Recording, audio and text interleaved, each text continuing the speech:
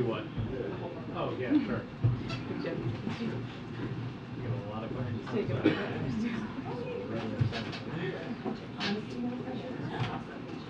Okay, that's cool.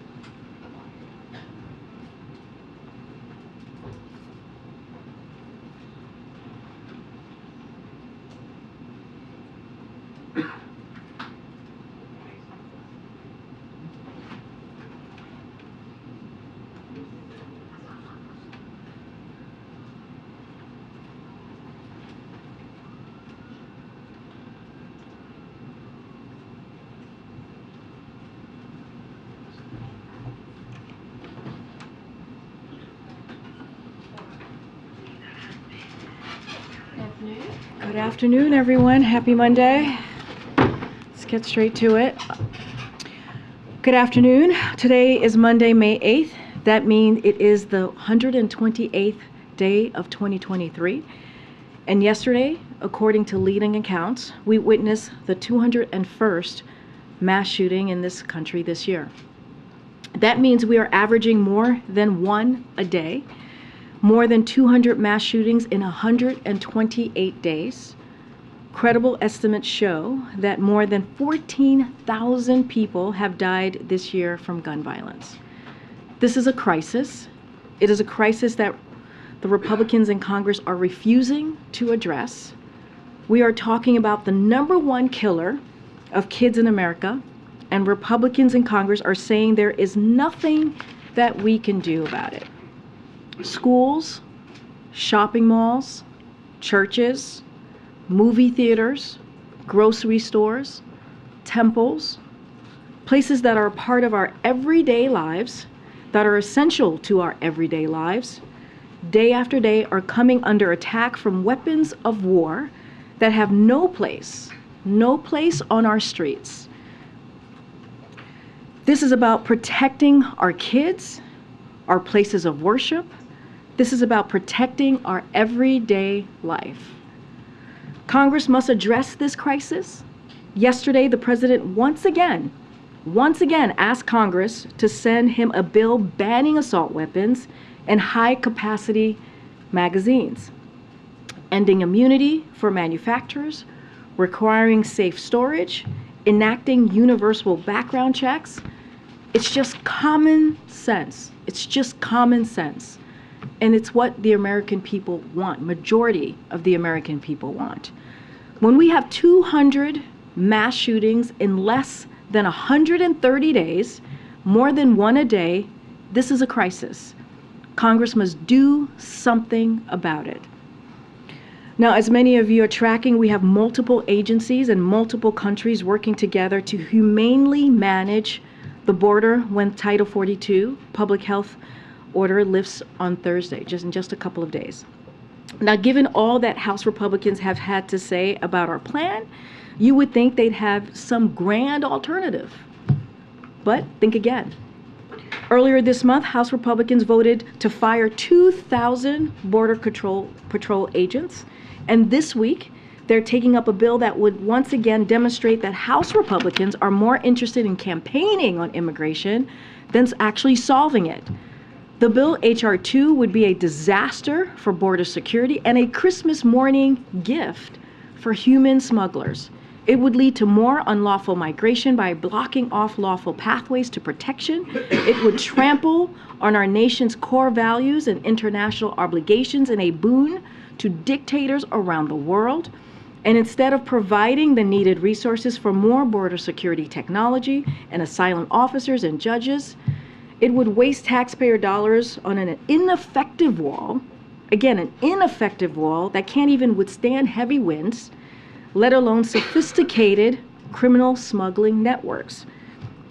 If the president were presented with H.R. 2, he would veto it.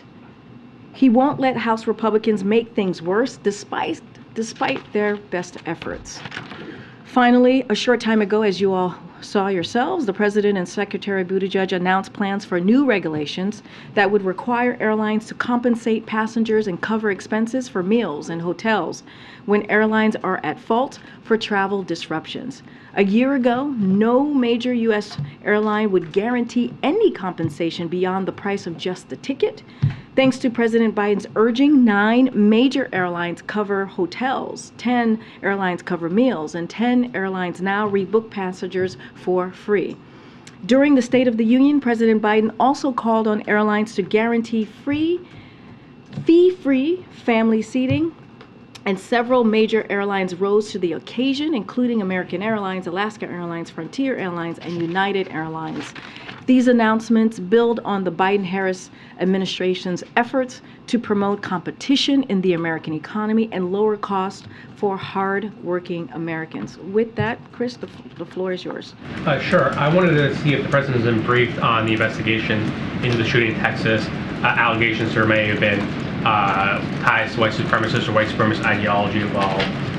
What updates has the president received on that? Just a few things about the shooting, the horrible shooting that we saw. 8 Americans, including children, were killed this weekend in the latest act of gun violence to devastate our nation. Several others are still fighting for their lives. The president and the first lady are praying for the victims that are injured, their families, and for the broader community in Allen, Texas. And we are grateful to the first responders who acted quickly and courageously to save lives. We have federal, state, and local law enforcement are working closely together to continuing to investigate this attack. Over the weekend, as you all know, the president directed federal agencies to provide any additional needed support to the local community there. As far as the shooter, it is an ongoing investigation, and so I would certainly refer you to the federal, state, and local law enforcement who are coordinating to investigate the attack. But broadly speaking, as it relates to the right-wing organization that he was connected to, or it has been reported to be connected to, we have spoken out consistently about the concerning rise in hate-fueled violence in this country. And as you know, the president has talked about this in great length, including in discussing how we need to restore the soul of this nation. And so that's why the president directed Homeland Security team on his first day in office to begin developing what became the first ever national strategy for countering domestic terrorism. The president continues to certainly stay abreast and briefed on the situation, but certainly not going to get ahead of the investigation that's currently happening on the ground. What organization referring to, and specifically, has the president been briefed on possible, reasons for it? As I just stated, the president continues to be briefed on what's going on the ground. I'm not going to go beyond what the reporting is to the ties to right-wing organization. I'm just saying more broadly what we have done in this administration the last 2 years, how seriously this president takes it. You heard him speak many times about the soul of the nation and the importance of fighting for the soul of the nation, and that's something that he's going to continue to work on. Homeland Security clearly has a team put in place that the president directed them to lead on his first full day of office. Also, the government employee union is arguing a lawsuit that debt limit is unconstitutional. What is the White House's response to this, and does White House welcome this lawsuit given how it could affect negotiations? I'm not going to speak to any ongoing lawsuit. The one last thing, the Ambassador Burns has met with the Chinese foreign minister, a high-level meeting, highest since the president met with President Xi.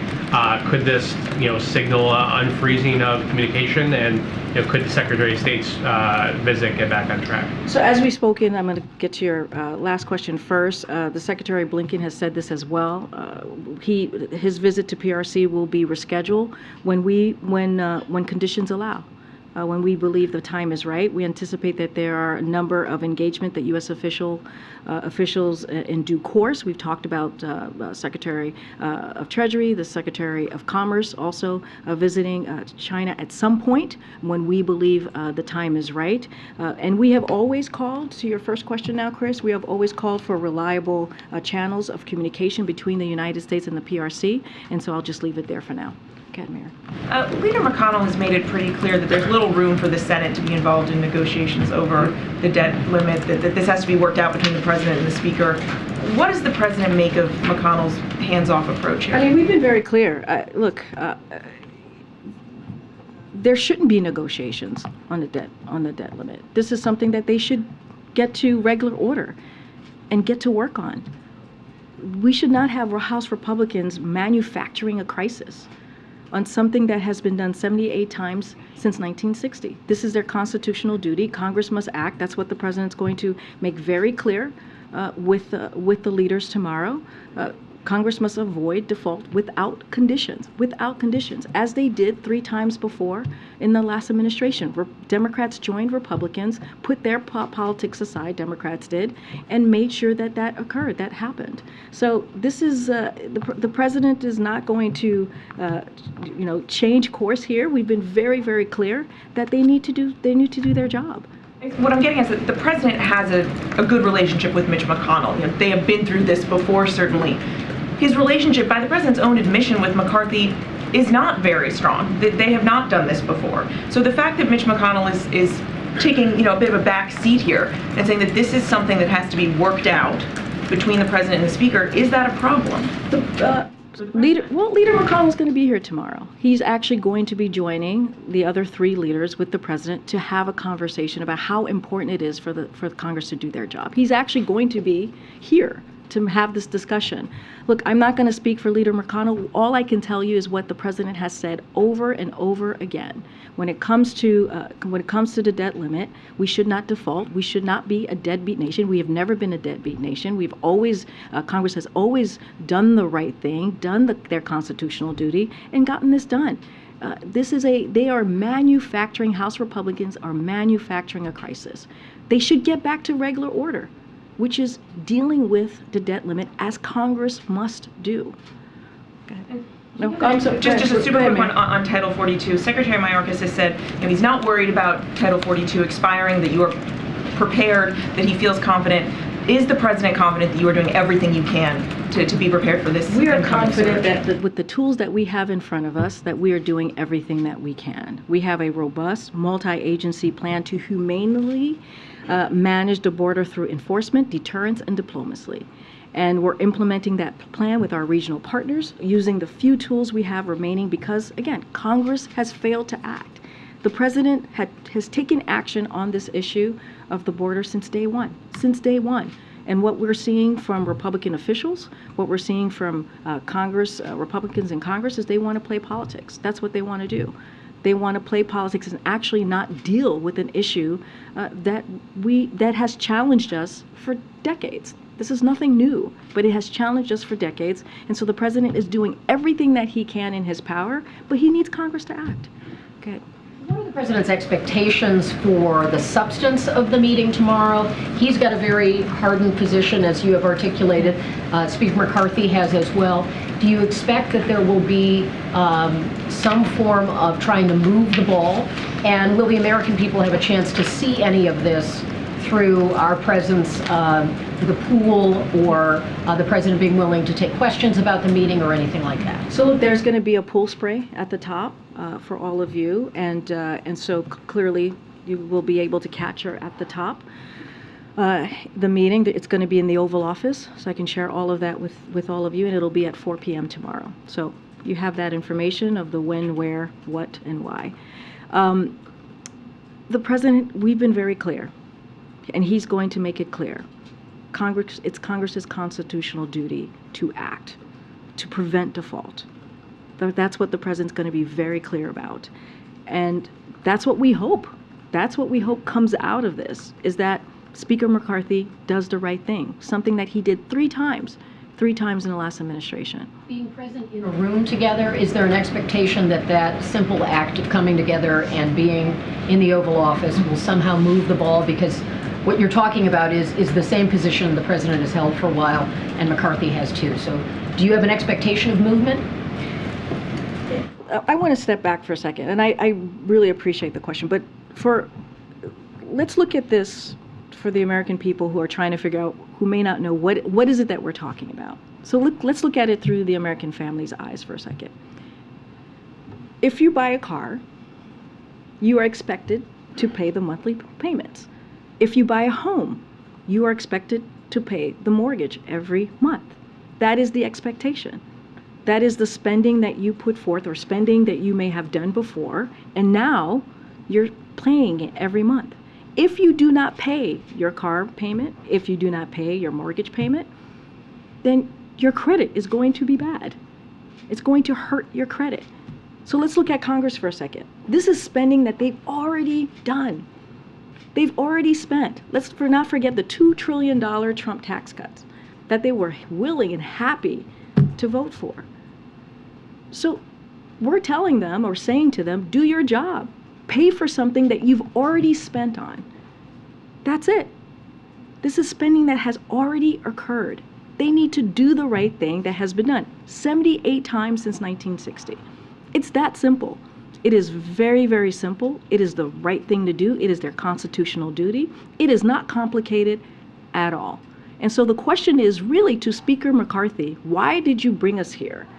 Why are you manufacturing a crisis that should not exist? That is the question for him to answer. Go ahead. Do you expect the president to arrive at this meeting tomorrow with any proposals other than a clean debt limit increase? The president's going to be as clear as he's been these last several months, as clear as I've been, as clear as other administration has been, members of the administration has been, which is they need to do their job. They need to get this done on behalf of the American people and do their jobs. And does he think that he can successfully convince Kevin McCarthy to change his position in this meeting? Well, they're going to have a conversation. The president's going to make himself very clear, as he's done for several months now, since almost the beginning of this year.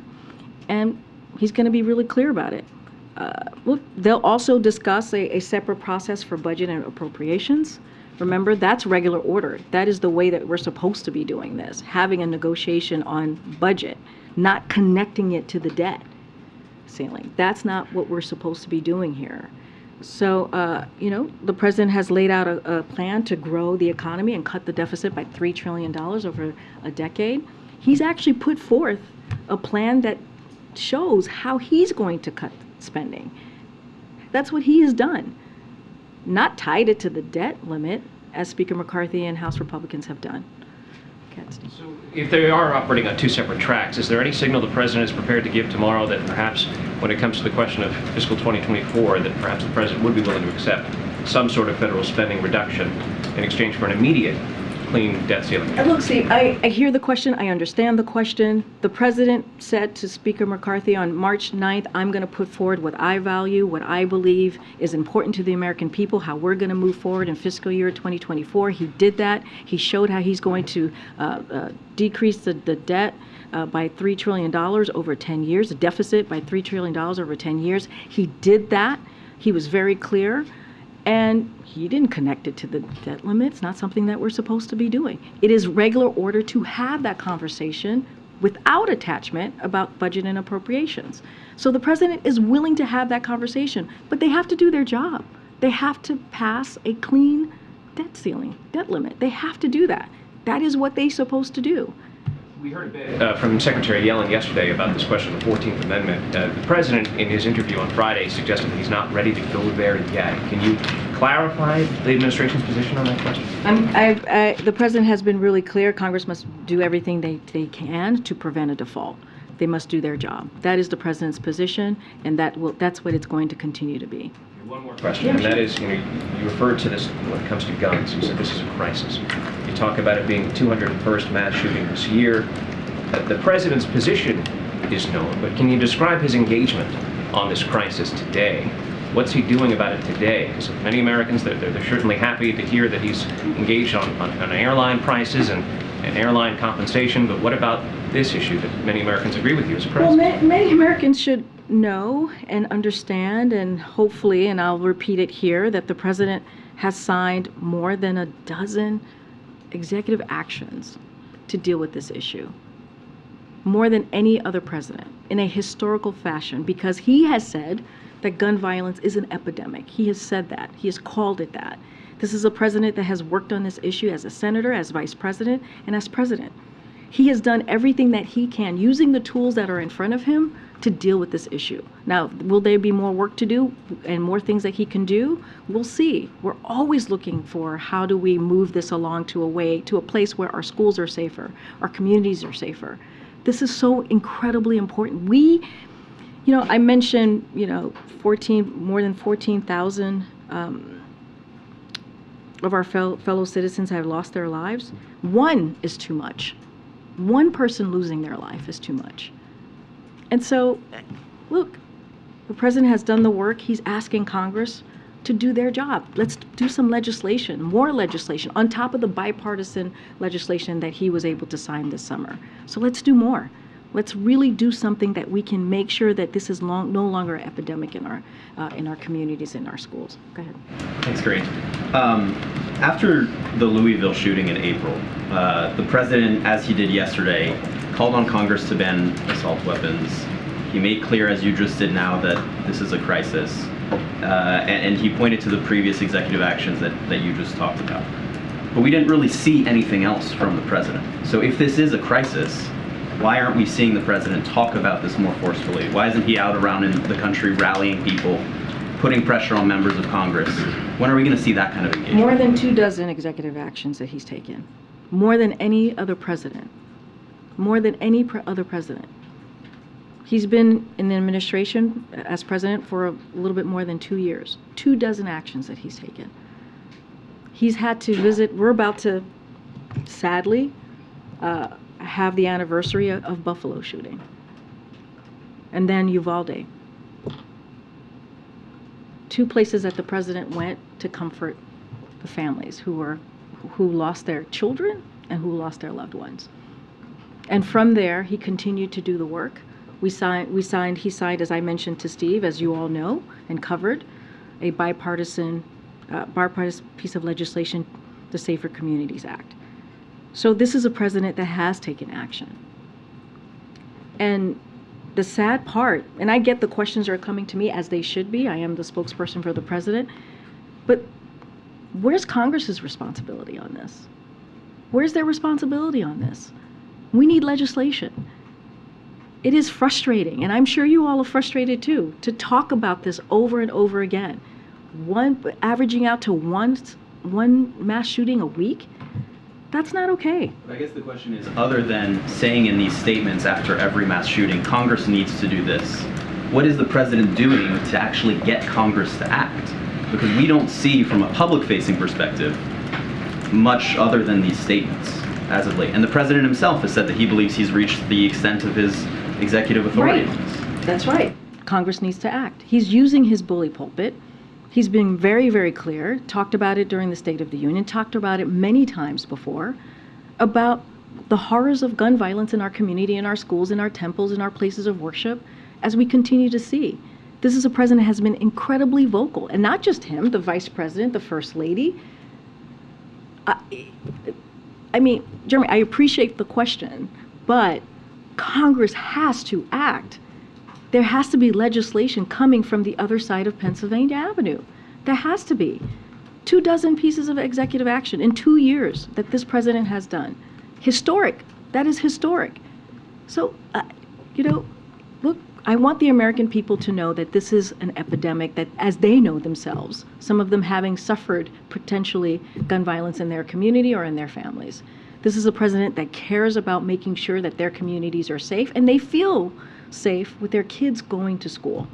So we're going to continue to use the bully pulpit. He's going to do that to call out Congress. And they have to act. Go ahead, Francesca. That's it, real quick. Yep. In terms of the meeting tomorrow, what you've described so far is the president going into this meeting, reiterating the position that we all know he has held publicly for a while. House Speaker McCarthy will likely do the same thing on his end. Is that really conducive to any kind of progress? Do you think there will be any progress out of that? And is the president going to go into this with any kind of proposal about how to formalize the budget and spending process, for example, to try and move the ball forward? The fact that there's a meeting in the Oval Office with the 4 leaders tomorrow, I think is an important thing. I think that shows the American people how important it is. That shows that the president wants to bring them together to have this conversation. The president has been very clear. This is Congress' constitutional duty to take action, to not default. He's going to continue to reiterate that, as he should make very clear that Congress needs to act. That is what he's going to do.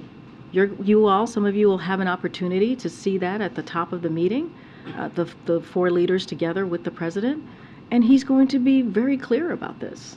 He's not going to mince words, that he has not in the past several months. So I'm not going to get ahead of the meeting. I'm not going to get ahead of what's going to come out of the meeting. I think we believe it's an important step that the American people are going to see, that you all are going to see, and that they're going to have a conversation that's important. Go ahead, Francesca. Screen. Picking up there, though, the White House says that on Wednesday the president will travel to New York to talk about House Republicans' debt limit bill and how it'll roll back spending in areas that the White House says will be detrimental. So doesn't the framing of that event, though, suggest that you don't expect there to be much movement tomorrow? Well, they still have a budget or a plan connected to their debt limit, right? That's what's connected to it. So they've been very clear, and they shared with us how they see spending cuts, and we're going to call that out. We're certainly going to call out how they want to cut programs for veterans, healthcare. It's going to be detrimental. Cutting wasteful spending on big pharma, right, is what we put forth. You know, more than $200 billion, and big oil, $31 billion. So we are making sure that we're cutting wasteful spending, and so we put forth a bill or a plan for fiscal year 2024 that has been very clear, and they're doing the opposite. Healthcare, public safety, law enforcement, education, and that doesn't reduce the deficit, not at all. So they still put that out there. We're going to call that out and make sure that the American people understand what it is that the president is going to fight for on behalf of the American people. So we'll have that debate, right? He's happy to have that debate. But when it comes to the debt ceiling, when it comes to the debt limit, they got to do their job. To put a fine point on the spending talks, when would the president imagine that separate process beginning? I don't have a timeline for you. The president said he's happy to have that conversation, happy to have that debate. Clearly, that will have to happen. I just don't have a timeline for you. We have been very clear. We've laid out our budget for fiscal year 2024. I just mentioned the $3 trillion cuts, and that he has the $3 trillion that he has put forward to reduce the deficit over 10 years, and so we're just going to continue to be clear about that. But I just don't have a conversation that's going to happen particularly on the spending. We have to deal with the debt limit. We must deal with the debt limit. Karen, go ahead. Follow up on some of the questions Jeremy was asking. You know, the president did deliver remarks today. He did not mention the shooting in Texas. You know, you talk about using the bully pulpit, but is he fully using the bully pulpit? Is he fully using the weight of the office to push for these actions that he keeps saying he wants Congress to move forward on? Yes, I think 24 executive actions, speaking on it over and over again. He's been very clear about the epidemic that we see in gun violence across the country. He has been clear not just as president, as vice president, as senator, and he'll continue to do that. Not just him, the vice president, the first lady as well. We have used the full weight of the administration to do all that we can, to use the tools that we have to deal with this issue. But the fact remains, Karen, is that we need legislation. We need federal legislation to deal with this issue. We have seen some state legislation, as you know, banning assault weapons, which is incredibly important.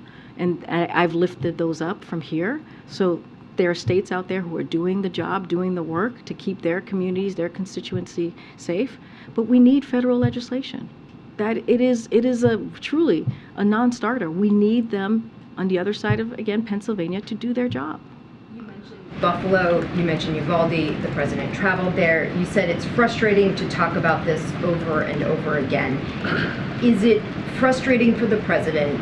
And is that part of the calculation that you're not having him talk about every shooting because of the frequency that these are happening? How do you make the decision of where he goes and which events he talks about because of how much they're happening right now? In case I'm not clear, it is frustrating for the president. It is frustrating for the first lady. It is frustrating for the vice president. It is frustrating for the second gentleman that there is this gun violence epidemic going on, which is why the president has signed 24 executive actions to try to do everything that he can from his perch, from the executive perch, to do everything that he can. And so, again, we're going to call on Congress to act. They have to. They have to. I just said 14,000 Americans.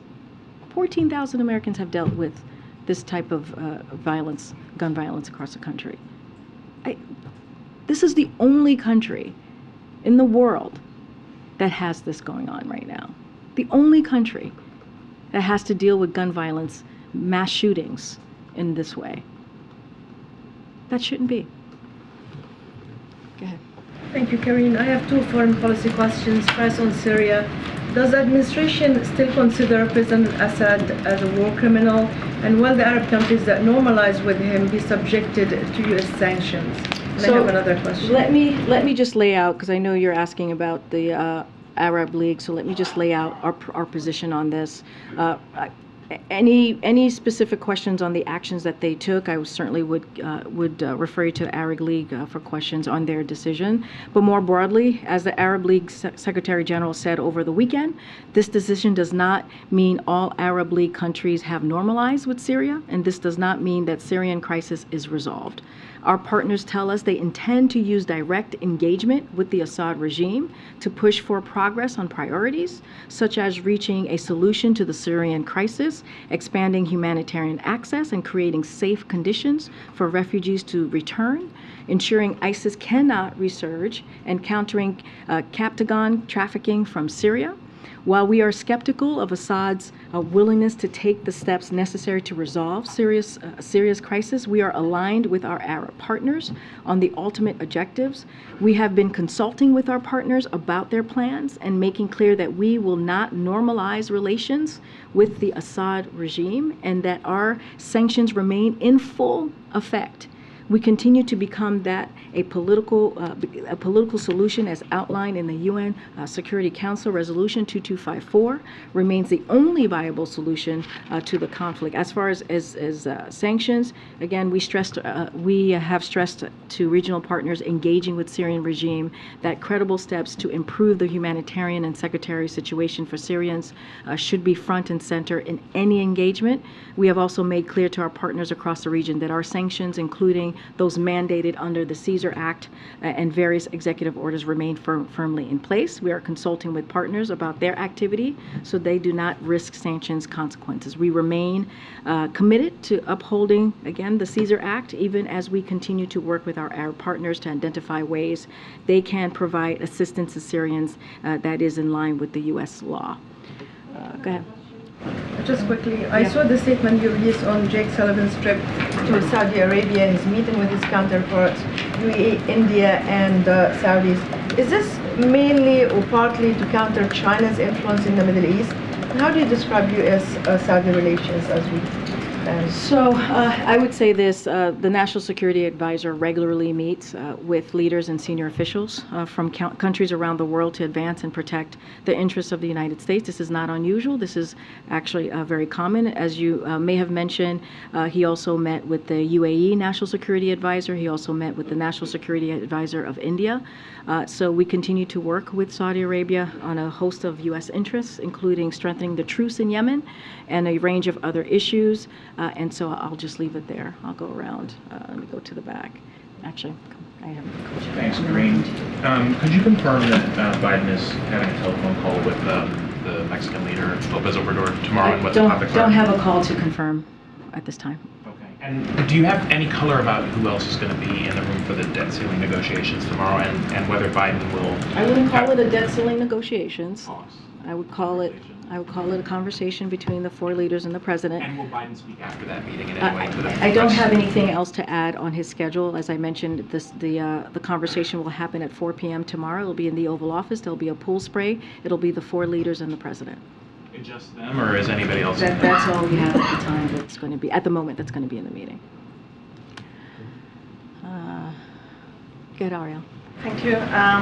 You just said this gun violence epidemic isn't happening anywhere else in the world. The mass shootings. Yeah, the mass shootings. I mean, in a country like Serbia, they had 2 mass shootings in 48 hours.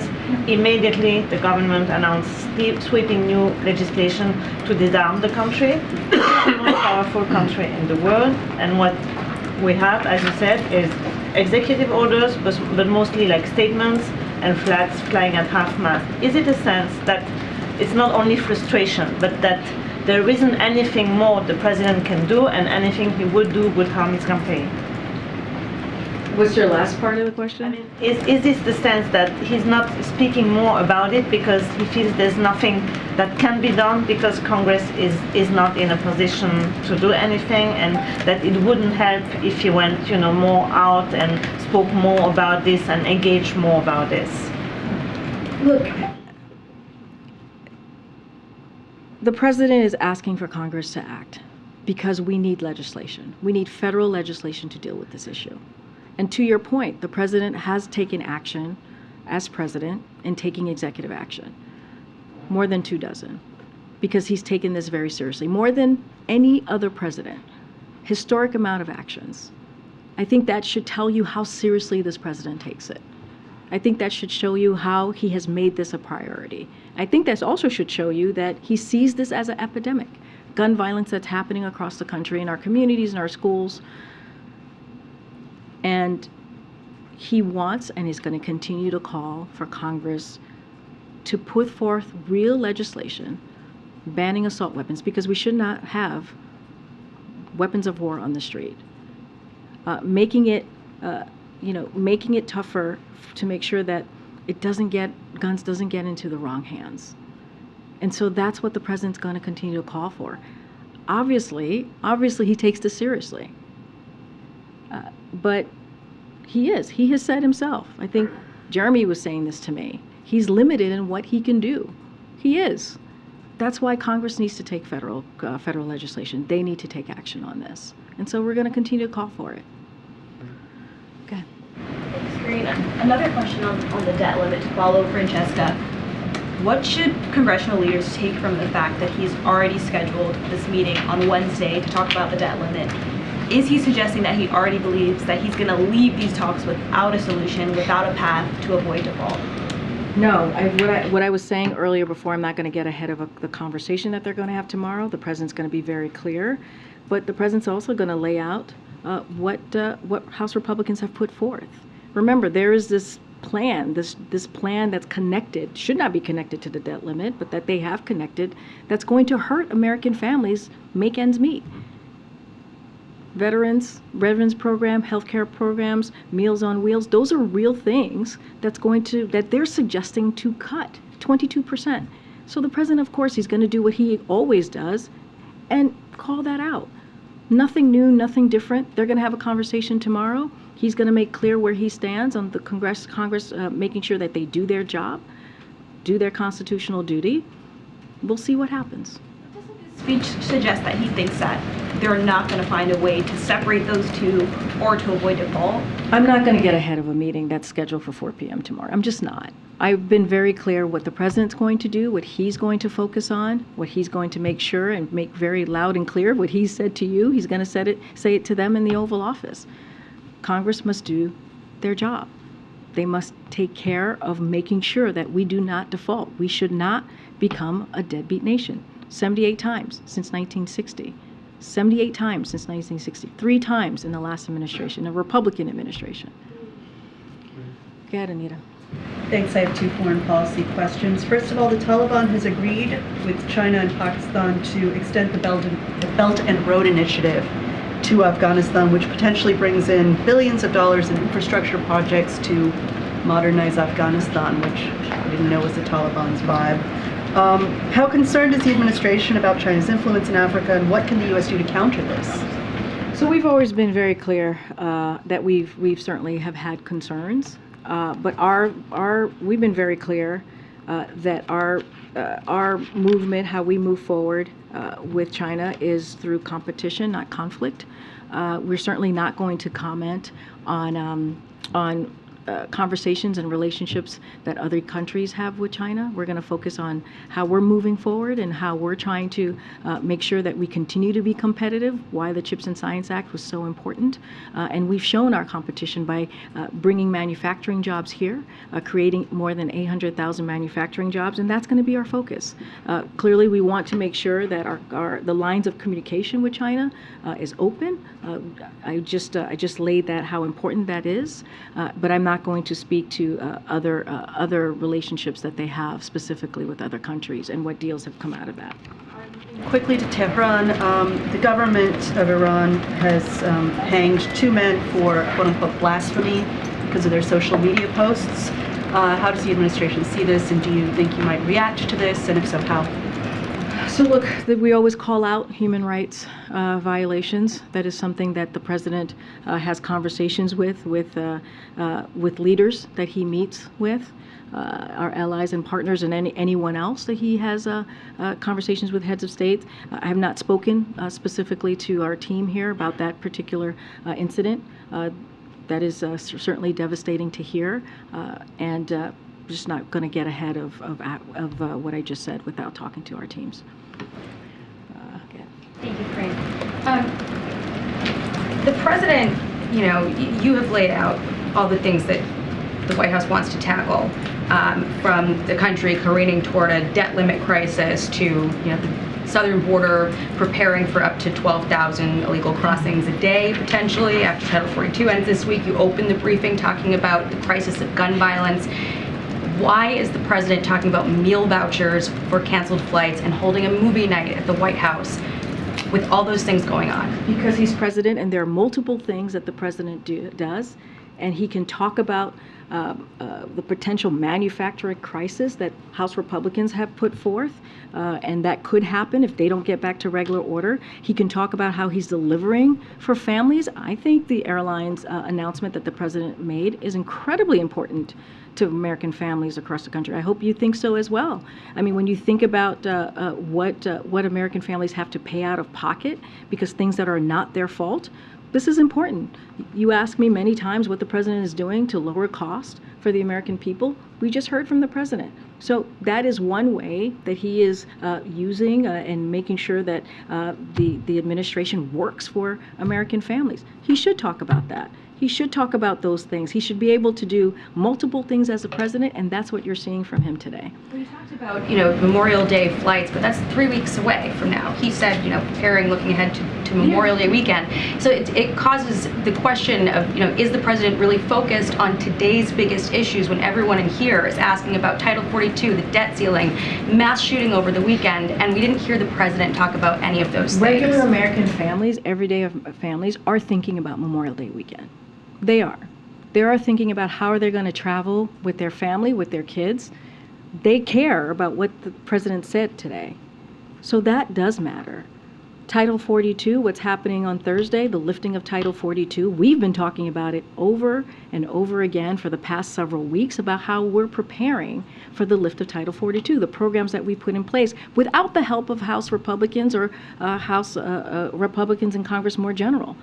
And the debt limit, something that we've been talking about for months. Again, a manufactured crisis. There is a process here. Republicans are refusing to use the process. They are refusing to use the process. There's no disconnect. No. Being the uniter in chief and you guys calling out, as you always talk about it. There's no disconnect. There's no disconnect. It is very clear. The president can do multiple things at the same time. He can call out ways that the American people are being harmed by not Congress, House Republicans refusing to do the job that they're supposed to do, something that they have done. Congress has done more broadly, 78 times since 1960. Yes, he's going to call that out. That's regular order to do your job, to do your constitutional duty. And then talk about what we're doing to make it a little bit easier for American families to travel. Yeah, you know what? Some regular folks are thinking about Memorial Day. Some everyday Americans are thinking about how they're going to visit their grandparents, how they're going to visit family members, how they're going to get around the country around Memorial Day weekend. That is incredibly important to American families. Go ahead. Thank you. On the spending cuts, is there anything that the Republicans have proposed that the president would be open to? Say that one more time. I understand that the spending cut conversation is separate from the debt ceiling conversation, but are there any spending provisions that the Republicans have proposed, spending cuts, that Biden would be open to? So look, the president is willing to have a conversation with House Republicans, with the Speaker, a separate conversation on their budget proposal. So We'll have that conversation at some point. What he wants to make sure is that the debt limit gets taken care of, that they do their constitutional duty. The president himself has put together an Invest in America plan that he calls, that's going to grow the economy from the middle out, the bottom up, while reducing the deficit, as I mentioned many times, by nearly $3 trillion, by making wealthiest and big corporations pay their fair share and cutting wasteful spending on big pharma and big oil. That's what he put together. House Republicans want to cut. They want to cut and gut investment in veterans care, Meals on Wheels, education, public safety, and take health care and food assistance away from millions of people. One of your colleagues just asked me, why is the president talking about Meals on Wheels? That is so important to American families. These cuts, these 22% cuts that they put forward, actually for American families across the country, it helps them make ends meet. It helps them make ends meet. So the president should talk about that. But I'm not going to get ahead of the president on what he's going to, as it relates to the budget and spending and the appropriation process, which is regular order, which is something that we should negotiate about. I'm just not going to get ahead of the president right now. Good. Todd. Sorry, Todd. Sorry, Todd. Sorry. I have a couple of Texas questions, if you don't mind.